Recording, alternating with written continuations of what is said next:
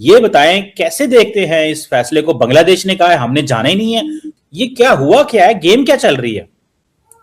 शिमा साहब, मेरे ख्याल से ये बांग्लादेश ने बॉयकॉट नहीं किया, इंडिया ने खुद जो है इन्हें बाहर निकाल दिया। एक तरीके से बड़े तरीके से इंडिया ने बांग्लादेश को साइडलाइन कर दिया। लेकिन पता नहीं अब हमारा क्या सीन है कि हम आगे जा रहे हैं कि नहीं जा रहे, क्योंकि आपको बता दें कि आईसीसी के यकतरफा फैसले के बाद बांग्लादेश ने वर्ल्ड T20 का बायकॉट जो है वो करने का डिसीजन जो है वो ले लिया है। और जराए बता रहे हैं कि पाकिस्तान भी T20 वर्ल्ड कप का बॉयकॉट कर सकता है। तो अब सीन ये है कि आपने इंडिया जाके खेलना है, आपके सारे के सारे मैचेस इंडिया में ही होने। अगर आप खेलना चाहते हैं तो ठीक है, नहीं खेलना चाहते तो बाय बाय, आपकी जगह हम स्कॉटलैंड को खिला लेंगे जो कि नेक्स्ट इन रैंकिंग्स है।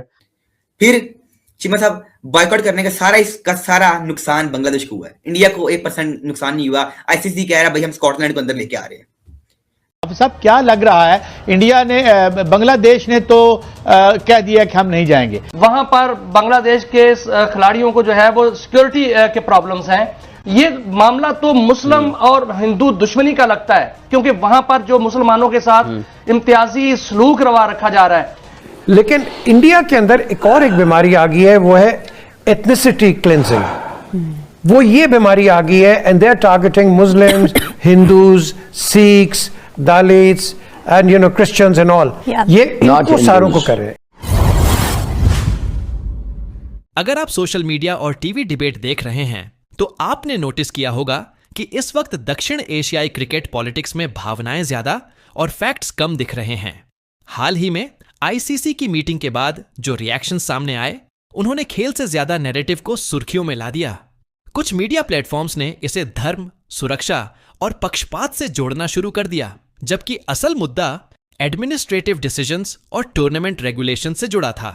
सवाल यह नहीं है कि किस देश ने क्या कहा, सवाल यह है कि क्या हम इमोशंस के आधार पर क्रिकेट को जज कर रहे हैं या रूल्स और ग्राउंड रियलिटी के आधार पर।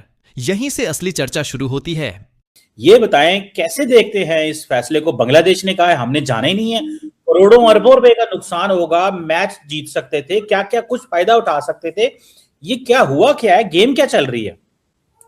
शिमा साहब, मेरे ख्याल से ये बांग्लादेश ने बॉयकॉट नहीं किया, इंडिया ने खुद जो है इन्हें बाहर निकाल दिया। एक तरीके से बड़े तरीके से इंडिया ने बांग्लादेश को साइडलाइन कर दिया। बड़े जो क्रिकेट के माचो मैन मानते हो उन्हें तो आप तो जरा बाहर नहीं होना। शिमा साहब देखें, अब मेरे नजदीक तो ये प्री प्लान था मुस्तफिजुर रहमान को खरीदना, उसके बाद से कहना चल भाग जा।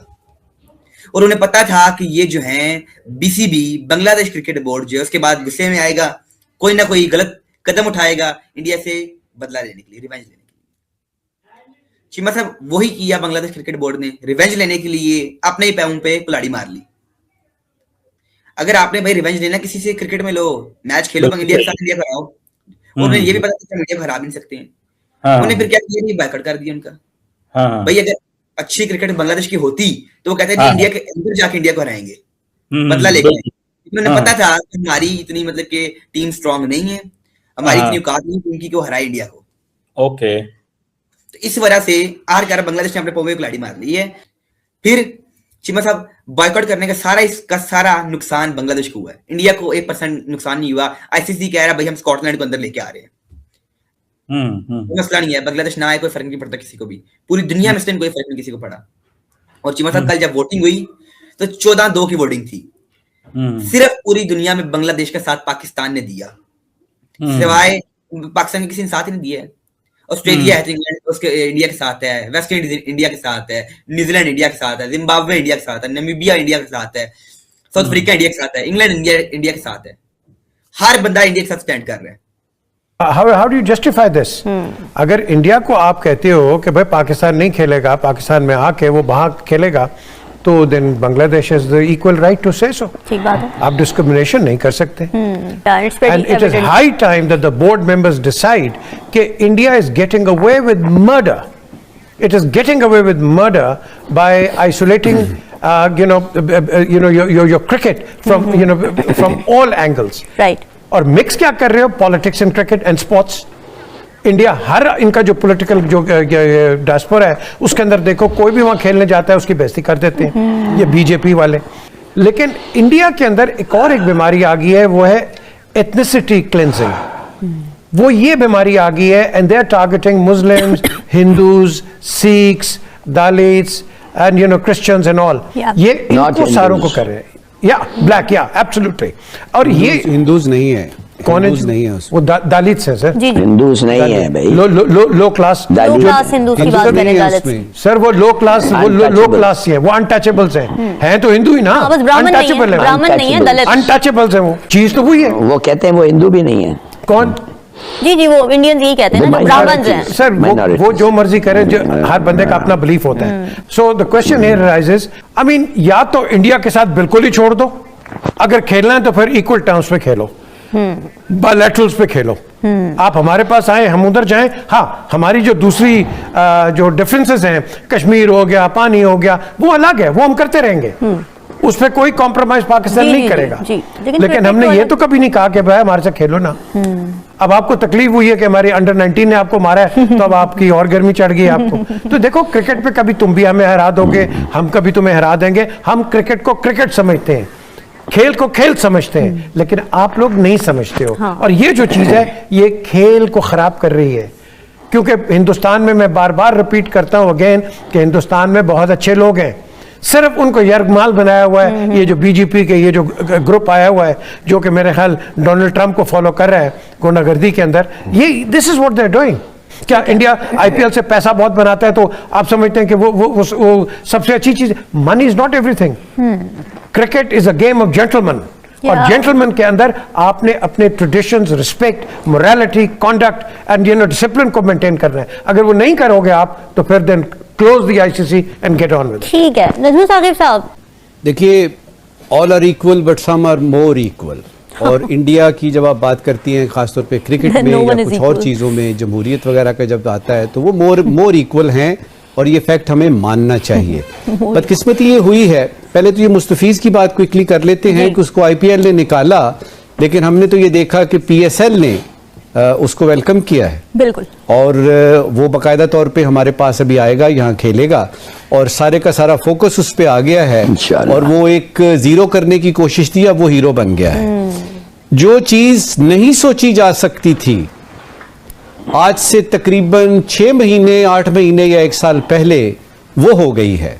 और वो मैं आपको ये बताऊं कि कभी सोचा नहीं जा सकता था कि बांग्लादेश ये कहेगा कि 2026 का जो हो रहा है आपका T20 का वर्ल्ड कप, वो श्रीलंका में और इंडिया में हो रहा है, और हम इंडिया में नहीं खेलेंगे जाके। बिल्कुल ऐसे है। ये सोचा भी नहीं जा सकता था। हमारी तो बात बनती है, ये बांग्लादेश ने जो कहा है ना कि हम इंडिया के नहीं खेलेंगे, ये यूं समझिए कि इब्तिदा हुई है, ये एक स्पार्क है जो कि फैलेगा, क्रिकेट से सियासत में आएगा, सियासत से दिफाई हिसाब किताब में आएगा। बॉटम लाइन देखें, पाकिस्तान और बांग्लादेश के ताल्लुकात क्रिकेट से हटके भी बहुत अच्छे हो गए। ये जो दूसरी दफा बांग्लादेश आजाद हुआ है ना, ये जैन जी की वजह से, उसके बाद के जो अगर आप देखें हालात, तो ऐसे लग रहा है कि पाकिस्तान और बांग्लादेश इस पूरे खित्ते में यकजान दो काले हैं। अब अगर पूरे मामले को बिना शोर शराबे के समझा जाए, तो साफ दिखता है कि कई आर्ग्यूमेंट्स कॉन्टेक्स्ट से बाहर ले जाकर पेश किए गए। उदाहरण के तौर पर कुछ कमेंटेटर्स ने यह दावा किया कि किसी खिलाड़ी को लीग से बाहर करने के पीछे धार्मिक कारण थे, जबकि ऑफिशियल रिकॉर्ड्स और टीम पॉलिसीज साफ बताती हैं कि डिसीजंस नेशनैलिटी, अवेलेबिलिटी और टूर्नामेंट एग्रीमेंट्स पर आधारित होते हैं, न कि धर्म पर। इंडियन प्रीमियर लीग एक घरेलू फ्रेंचाइजी टूर्नामेंट है, जिसके नियम, कॉन्ट्रैक्ट्स और पार्टिसिपेशन क्राइटेरिया उसकी गवर्निंग बॉडी तय करती है, जबकि ICC men's T20 world cup एक इंटरनेशनल इवेंट है, जहां होस्टिंग राइट्स, सिक्योरिटी प्रोटोकॉल्स और टीम पार्टिसिपेशन कलेक्टिव डिसीजन से तय होते हैं। इन दोनों को आपस में कंपेयर करना ही एनालिसिस की पहली गलती बन जाती है। दूसरी बड़ी बात सेफ्टी नैरेटिव की है। किसी भी इंटरनेशनल टूर्नामेंट में हर देश की सिक्योरिटी असेसमेंट होती है, और वही फाइनल कॉल का आधार बनती है, न कि सोशल मीडिया ट्रेंड या टीवी डिबेट। अगर हम रीसेंट हिस्ट्री देखें, तो इंटरनेशनल टीम्स ने अलग अलग परिस्थितियों में विभिन्न देशों में सफल टूर्स किए हैं, जो ये दिखाता है कि परसेप्शन और रियलिटी अक्सर अलग होती है।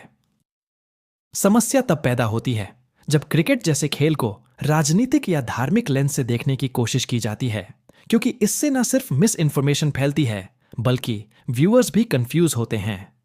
रिस्पॉन्सिबल कमेंट्री का मतलब ये नहीं कि आप सवाल ना उठाएं, बल्कि इसका मतलब है कि सवाल फैक्ट्स, डॉक्यूमेंट्स और रूल्स पर आधारित हों।